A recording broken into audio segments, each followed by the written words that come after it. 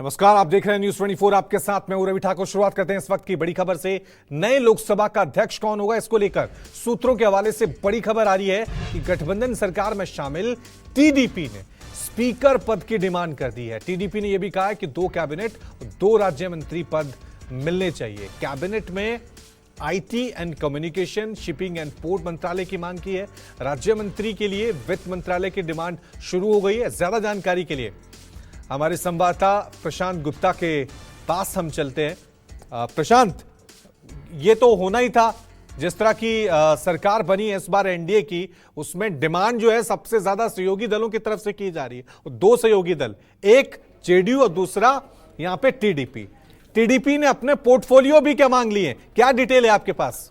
देखिए, मैं आपको बताऊं, जो हमारे पास जानकारी आ रही है सूत्रों के मुताबिक, उसमें 3 अहम पद मांगे हैं। एक तो सबसे अहम पद है वो है लोकसभा स्पीकर का, जिसमें दक्षिण भारत का संसद के अंदर नेतृत्व हो और एक दिखाई भी पड़े, तो इसके लिए लोकसभा स्पीकर पद की डिमांड की है टीडीपी ने। वहीं 2 कैबिनेट मिनिस्टर के पद मांगे हैं, जिसमें एक है आईटी एंड कम्युनिकेशन और दूसरा है शिपिंग एंड पोर्ट मंत्रालय, जिसको shipping port and waterways ministry of shipping port and waterways बोलते हैं। इसके अलावा 2 कैबिनेट, इसमें एक वित्त मंत्रालय, माफ करिएगा 2 राज्य मंत्री, एक वित्त मंत्रालय में और एक अन्य पे लेकर अभी बातचीत चल रही है। तो ये 5 पद की डिमांड की है एनडीए सरकार के अंदर टीडीपी ने, और इसको लेकर लगातार मंथन चल रहा है। हालांकि कैबिनेट मंत्रालय को लेकर बीजेपी की तरफ से किसी पे सहमति बन चुकी है, लेकिन लोकसभा स्पीकर को लेकर अभी भी रस्साकसी चल रही है, क्योंकि टीडीपी चाहती है कि दक्षिण भारत की तरफ से एक जब नेतृत्व, जब सरकार बने और एनडीए की सरकार बने, तो उसमें दक्षिण भारत का भी एक प्रमुख पद पर नेतृत्व दिखना चाहिए। इसलिए जो लोकसभा स्पीकर है उस पर टीडीपी ने अपनी मांग रखी हुई है और उस पर अड़ी भी हुई है, और इसको लेकर अभी भी चर्चा चल रही है। हालांकि वित्त मंत्रालय में जो राज्य मंत्री का पद है उसको लेकर भी सहमति बन चुकी है, और एक अन्य मंत्रालय को लेकर इस पर बातचीत जारी है। तो 2 कैबिनेट, 2 राज्य मंत्री और एक लोकसभा स्पीकर, ये 5 की डिमांड रखी है कि सरकार में जब भागीदारी हो तो इनके पास में ये 5 चीजें होनी चाहिए। तो इसको लेकर अभी भी चर्चा और मंथन जारी है। जिस तरीके से खबरें आ रही है सूत्रों के मुताबिक कि जेडीयू ने भी अपनी तरफ से 4 मंत्री पद की बात रखी है, जिसमें 2 कैबिनेट और 2 राज्य मंत्री की बातचीत चल रही है। तो इसको लेकर हर 3 सांसद पे 1 मंत्री पद की मांग रखी गई है सहयोगी दलों के द्वारा। तो ये 2 बड़े सहयोगी दल हैं, एक जेडीयू जिनके पास 12 सीटें हैं और दूसरा टीडीपी जिनके पास में 16 सीटें हैं। तो अपने अपने हिसाब से दोनों लोग ये डिमांड रखे हुए हैं। टीडीपी की तरफ से जो हमें खबरें आई है उसको हमने अपने दर्शकों तक पहुंचा रहे हैं। ये सूत्रों के मुताबिक हमारे पास खबर पहुंची है कि IT and communication, shipping and port मंत्रालय 2 और वित्त में राज्य मंत्री पद का दर्जा चाहिए टीडीपी को। वहीं लोकसभा स्पीकर पर भी वो अपनी चाहती है कि लोकसभा स्पीकर भी उसको मिले। लेकिन प्रशांत, बड़ा सवाल, ये डिमांड तो कर दी गई है टीडीपी की तरफ से, जेडीयू की तरफ से, लेकिन बीजेपी क्या मानेगी इसको? क्योंकि अभी हमारे सहयोगी कुमार गौरव से हमारी बात हो रही थी कि बीजेपी ने एक फॉर्मूला तय किया है कि 5 सांसदों पे 1 मंत्रालय दिया जाएगा। अगर 16 सीट टीडीपी के पास है तो उस हिसाब से 3 विभाग उनके पास जाने की संभावना बनती है। 5 की वो डिमांड कर रहे हैं, क्या इस पे सहमति बन पाएगी?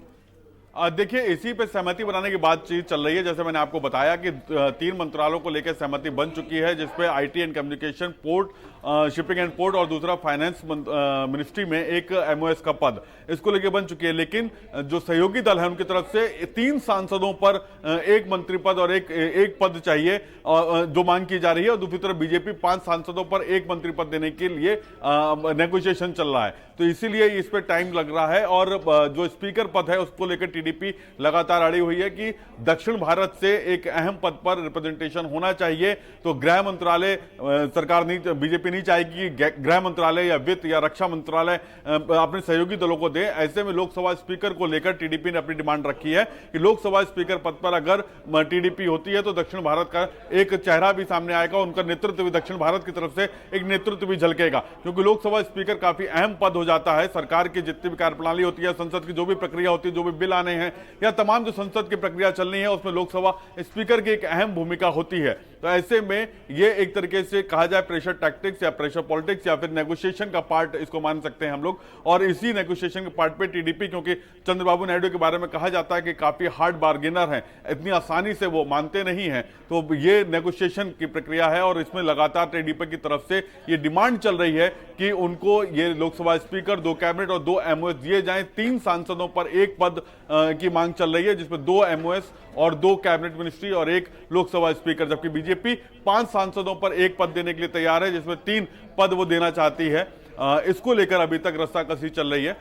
अभी इस पे फाइनल नहीं हुआ है, लेकिन ये हमारे पास खबर आई है कि टीडीपी लगातार इन मंत्रालयों की डिमांड कर रही है और लोकसभा स्पीकर पद को लेकर अड़ी हुई है। लेकिन प्रशांत, मैं आप थोड़ी सी और डिटेल आपसे जानना चाहूंगा, क्योंकि हम ज्यादातर चर्चा जेडीयू की कर रहे हैं, टीडीपी की कर रहे हैं, लेकिन ऐसा नहीं है। शिवसेना शिंदे गुट, उसके पास भी 7 सीटें हैं, तो भारी डिमांड वहां से भी की जा सकती है। लोक जनशक्ति पार्टी चिराग पासवान वाली, उसने 5 सीटें हासिल की हैं। तो ये आपको लग रहा है कि इस बार जो मंत्रिमंडल का गठन होगा वो प्रधानमंत्री मोदी के लिए, बीजेपी के लिए एक बहुत बड़ा चैलेंज रहने वाला है? बिल्कुल, देखिए रवि, जब मिलीजुली सरकार होती है तो उसमें क्षेत्रीय दलों को मालूम होता है कि किस तरीके से बार्गेनिंग करके अपनी पावर को गेन करना है, और ऐसे में हर कोई चाहता है कि नेगोशिएशन पार्ट पर वो अपनी तरफ से जितना ज्यादा से ज्यादा पा सके उसे पाने की कोशिश करेगा। और इसमें चाहे शिंदे की अगर आपने बात की तो शिंदे ऑलरेडी मुख्यमंत्री हैं, उनके पास विधायक कम है, लेकिन उसके बावजूद बीजेपी ने महाराष्ट्र में उनको मुख्यमंत्री का पद दिया हुआ है, समर्थन कर रही है सरकार वहां पर। इसके अलावा अगर हम बात करें तो चिराग पासवान को 5 सीटें दी गई थी, और उनके लिए भी 1 मंत्री पद मिल सकता है, 1 एमओएस की डिमांड उनकी तरफ से भी हो सकती है। अगर 3 सांसदों की बात आएगी, हालांकि 5 सांसद उनके पास, 2 मंत्री पद की डिमांड शिंदे की तरफ से भी हो सकती है कि उनको भी 2 मंत्री पद दिए जाए, जिसमें 1 कैबिनेट हो या फिर 1 एमओएस हो। तो इस तरीके के फॉर्मूले पे लगातार हर पार्टी अपनी अपनी डिमांड रखेगी। लेकिन अभी हम जो बात कर रहे हैं वो टीडीपी, जो कि सबसे इस समय एक तरीके से कहा जाए कि टीडीपी और जेडीयू दोनों ही किंग मेकर की भूमिका में हैं एनडीए में। अगर ये दोनों अपना हाथ खींचते हैं तो सरकार के पास बहुमत नहीं होगा। तो ऐसे में इन दोनों की बार्गेनिंग पावर भी उतनी ज्यादा बढ़ जाती है, क्योंकि जितनी ज्यादा संख्या उतनी ज्यादा बार्गेनिंग पावर। तो ये उसी पावर को और उस चीज को जानते हैं कि दोनों नेता काफी मजे हुए हैं, राजनीति का बहुत बड़ा अनुभव है, और ऐसे में ये दोनों लोग अपनी बातों को चाहेंगे कि सत्ता में जितनी ज्यादा से ज्यादा भागीदारी और जितनी मजबूत पोजीशन पर रख सकें अपने आप को, उसकी कोशिश की जाएगी। शुक्रिया प्रशांत तमाम जानकारी के लिए। एक और बड़ी खबर अपने दर्शकों को बता दें, शिवसेना उद्धव गुट सांसद प्रियंका चतुर्वेदी का बयान सामने आ गया है। उद्धव के एनडीए में जाने की खबरें झूठी हैं। प्रियंका चतुर्वेदी का यह बड़ा बयान, एनडीए में वापसी पर झूठी खबर फैलाई जा रही है, जनता ने बीजेपी को बहुमत से दूर रखा है। क्योंकि इस तरह की खबरें सामने आ रही थी कि बीजेपी की तरफ से कोशिश की जा रही है कि उद्धव ठाकरे को एनडीए में शामिल कराया जाए, वापसी कराई जाए। लेकिन प्रियंका चतुर्वेदी शिवसेना उद्धव ठाकरे गुट की प्रवक्ता है, उन्होंने साफ कर दिया है, सांसद भी हैं राज्यसभा की, कि ये जो खबरें फैलाई जा रही है कि शिवसेना उद्धव ठाकरे गुट बीजेपी में शामिल होगा, एनडीए में शामिल होगा, ये झूठी खबरें हैं। इस तरह की अफवाहें फैलाई जा रही है। महाराष्ट्र की सियासत में एक के बाद एक नए घटनाक्रम देखने को मिल रहे हैं। लगातार जोड़तोड़ का सिलसिला चुनावी नतीजों के बाद भी देखने को मिल रहा है। एक तरफ लगातार एनसीपी अजीत पवार के गुट, कई नेता जो हैं वो शरद पवार गुट में शामिल होने जा रहे हैं। दूसरी तरफ ये खबर सामने आ रही थी कि उद्धव ठाकरे गुट क्या दोबारा एनडीए में वापसी करेगा। इसको लेकर प्रियंका चतुर्वेदी ने साफ और स्पष्ट कर दिया है कि यह महज झूठी खबरें हैं, अफवाहें हैं। जनता ने बीजेपी को बहुमत से दूर रखा है। क्योंकि आज दोपहर को ही एक बड़ी खबर आई थी कि बीजेपी ने एक मंत्री को जिम्मेदारी दी है कि वो उद्धव ठाकरे से बातचीत करे। और एक और बड़ी खबर आपको बता दें, एनडीए में मंत्री पद को लेकर सूत्रों के हवाले से यह बड़ी खबर आ रही है कि जेडीयू ने भी 4 मंत्री पद की डिमांड की है, 2 कैबिनेट, 2 राज्य मंत्री के पद की मांग की है। तो यहां पर बार्गेनिंग का खेल जो है वो शुरू हो गया है। सरकार का गठन, सरकार का स्वरूप, कैबिनेट का स्वरूप किस तरह का होगा, इसको लेकर अभी सभी दलों ने मंथन करना शुरू कर दिया है। अभी तक जो सूत्रों के हवाले से हमारे पास खबर आ रही है वो हम अपने दर्शकों तक पहुंचा रहे हैं। जिस तरह से टीडीपी की डिमांड थी कि लगभग 5 विभाग की उन्होंने मांग की थी, जिसमें एक स्पीकर का पद भी शामिल था, यानी 4 मंत्री पद मांगे थे और 1 स्पीकर।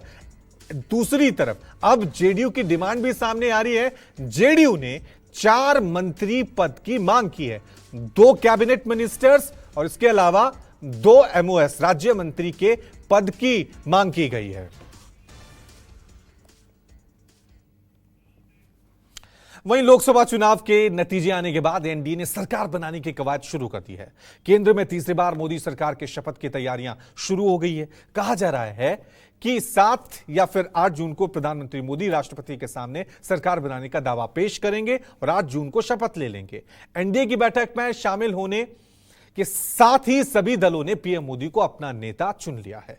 इधर इंडिया गठबंधन ने भी दिल्ली में अपनी रणनीति को लेकर मंथन शुरू कर दिया है। कांग्रेस अध्यक्ष मल्लिकार्जुन खड़गे ने कहा कि वो मोदी सरकार की नीतियों के खिलाफ लड़ते रहेंगे, उचित समय पर उचित फैसला भी लेंगे।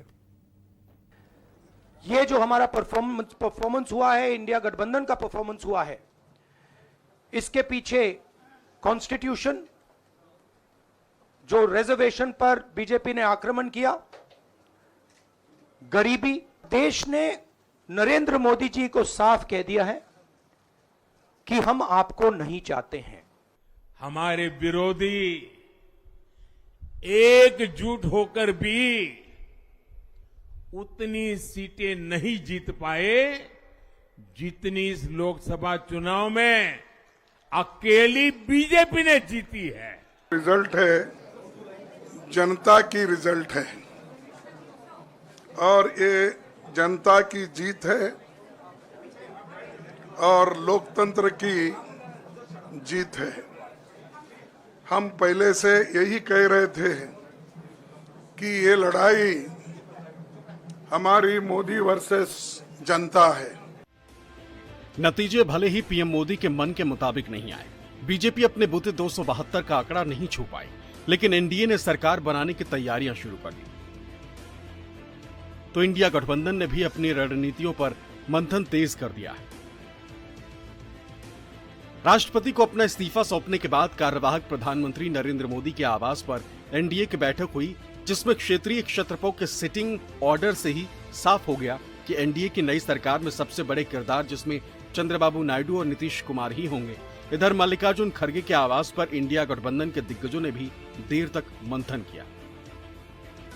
हालांकि एनडीए की बैठक के बाद भी बीजेपी ने तो कोई प्रेस कॉन्फ्रेंस नहीं की, लेकिन प्रस्ताव के मजमून से पता चला कि बैठक में सभी घटक दलों ने सर्वसम्मति से पीएम मोदी को अपना नेता चुन लिया है।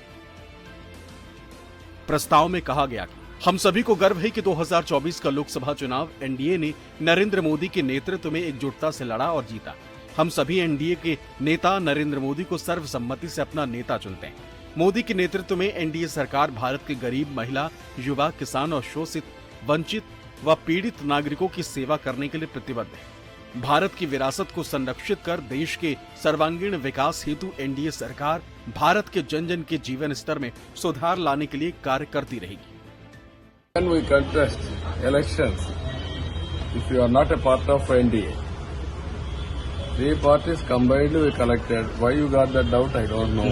दल के नेता मौजूद थे और सभी घटक दलों के नेता ने एक स्वर से कहा कि हम सब लोग आदरणीय प्रधानमंत्री नरेंद्र मोदी जी के साथ हैं। इधर इंडिया की बैठक में खड़गे ने एक बार फिर ये दोहराया कि लोकसभा चुनाव के नतीजे पीएम मोदी की न सिर्फ सियासी हार है बल्कि नैतिक हार भी है। खड़गे ने अपने संबोधन में कहा कि 18वीं लोकसभा चुनाव का जनमत सीधे तौर से प्रधानमंत्री श्री नरेंद्र मोदी के खिलाफ है। चुनाव उनके नाम और चेहरे पर लड़ा गया था और जनता ने भाजपा को बहुमत न देकर उनके नेतृत्व के प्रति साफ संदेश दिया है। व्यक्तिगत रूप से मोदी जी के लिए ये न सिर्फ राजनीतिक शिकस्त है बल्कि नैतिक हार भी है, परंतु हम सब उनकी आदतों से वाकिफ हैं। वो इस जनमत को नकारने की हर संभव कोशिश करेंगे। आज के पॉलिटिकल सिचुएशन पे और आज की जो परिस्थिति है उस पर बहुत से सजेशन आए, चर्चा हो गई। इससे पहले कांग्रेस महासचिव जयराम रमेश ने पीएम मोदी के उस दावे को भी गलत बताया जिसमें उन्होंने कहा था कि 1962 के बाद पहली बार कोई सरकार तीसरी बार वापस आई। सोशल मीडिया प्लेटफॉर्म एक्स पर अपने पोस्ट में रमेश ने लिखा, निवर्तमान प्रधानमंत्री अब कार्यवाहक प्रधानमंत्री बन चुके हैं और देश ने इनके खिलाफ प्रचंड जनादेश दिया है, लेकिन ये डेमोक्रेसी को डेमो कुर्सी बनाना चाहते हैं। कार्यवाहक प्रधानमंत्री अपना सुकड़ा हुआ सीना ठोक कर बोल रहे हैं कि 1962 के बाद से कोई सरकार लगातार 3 बार नहीं चुनी गई। जिस इतिहास को मास्टर स्टॉटियन भी दोबारा नहीं लिख सके वो ये है कि नेहरू 1952 में 364, 1957 में 371 और 1962 में 361 सीटों के साथ प्रधानमंत्री चुने गए थे। नरेंद्र मोदी को 2024 में 240 सीटें मिली हैं। ये उनके खिलाफ एक प्रचंड जनादेश है, लेकिन वो इसका सम्मान नहीं करना चाहते। जयराम रमेश ने पीएम मोदी के जिस बयान पर इतना लंबा चौड़ा जवाब दिया, वो बयान भी सुन लीजिए। इस जनादेश के कई पहलू हैं। 1962 के बाद पहली बार कोई सरकार अपने 2 कार्यकाल पूरे करने के बाद तीसरी बार वापस आई है। एक और पोस्ट में जयराम रमेश ने ये भी बताया कि नवंबर 1989 में कांग्रेस को 197 सीटें मिली थी और देश में वो सबसे बड़ी पार्टी बनकर सामने आई थी। लेकिन राजीव गांधी ने सरकार बनाने का दावा नहीं किया क्योंकि उन्हें ये उचित नहीं लगा, नैतिक रूप से सही नहीं लगा।